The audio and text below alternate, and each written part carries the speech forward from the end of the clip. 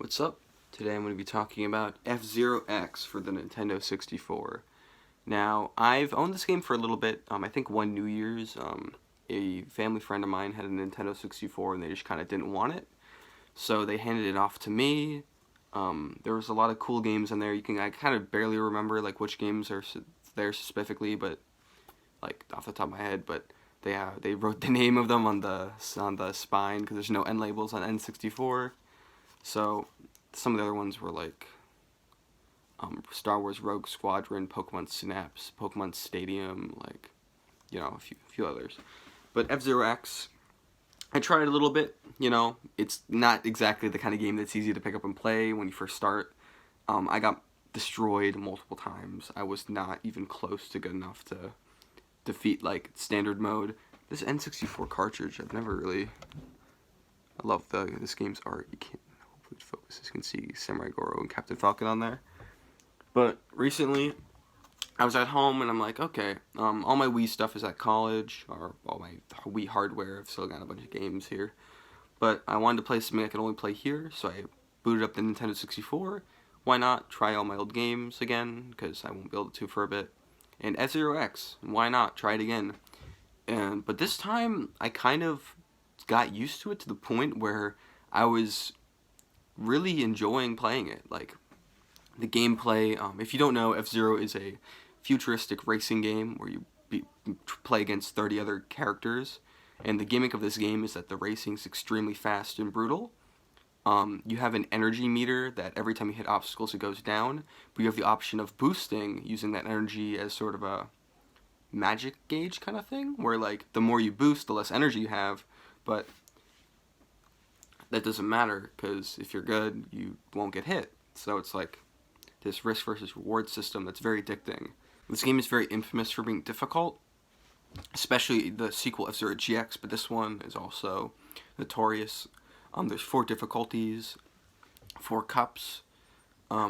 Standard and novice difficulty are kind of manageable if you're like a good gamer, but you've got to be a great gamer to be master, expert and master.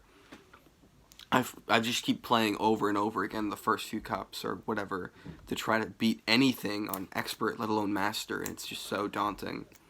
Like, this is truly a challenging game if you've experienced the best. The game has this amazing art style where it's kind of a double-edged sword with the art style, where this is a Nintendo 64 game that runs at 60 frames per second, which means that it's a very, very smooth playing experience. But the cost of that is that the 3D models look trashy. They look very low. They look very low end, like not a lot of polygons, very sharp angles.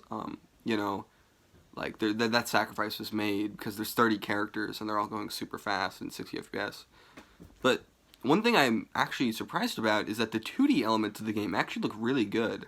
Like the HUD, the character portraits, all the menu stuff. It all looks very awesome, and F-Zero X, despite having the graphical limitations with the bad-looking 3D stuff, everything besides that is excellent. The performance, as I said, 60 FPS is amazing. The controls are so precise. The N64 analog stick actually comes in clutch. Like, it actually works really well for this game. The music is fantastic. It has a very rock feel. Later F-Zero games would go for more of a sci-fi electronic vibe, but this one smashes it with this amazing rock beat. Like, it's so epic in 90s. And yeah, the art style looks wonderful. The 2D comic book character art is amazing. Some unique features to this game that aren't other F-Zero games, to my knowledge, is the death race mode, where you can play a map where you have to try to kill all 30 people. It's actually a very brilliant bit of strategy in this game, because if you kill 5 people, you get an extra life. So what I always do is in the first stage, I try to kill as many people as possible to stock up on extra lives for the more difficult stages. It's actually really clever because you have this spin move that makes you lose like a lot of speed, but you can kill people. So whenever the race is like really packed and there's like more than like 10 cars all next to each other, you use that spin move and you try to knock them all out. And it doesn't always work, but when it does, it's very satisfying. And the reason this works is because you're not allowed to boost until the second lap. So the first lap, you have all this energy, and it's like, you might as well use it for something. So you go recklessly trying to bash people in the first few maps, and it's a whole load of fun. Afterwards, like, you also get, like, it's also very smart because the first time you play on a map, you won't really have a good, like, gauge for, like, what all the turns are and what you need to do, but after the second and third one, you've really got it.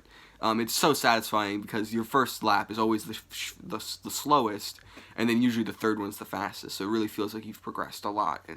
It just adds to the amazing feeling of playing this game. There's some stages that are very difficult.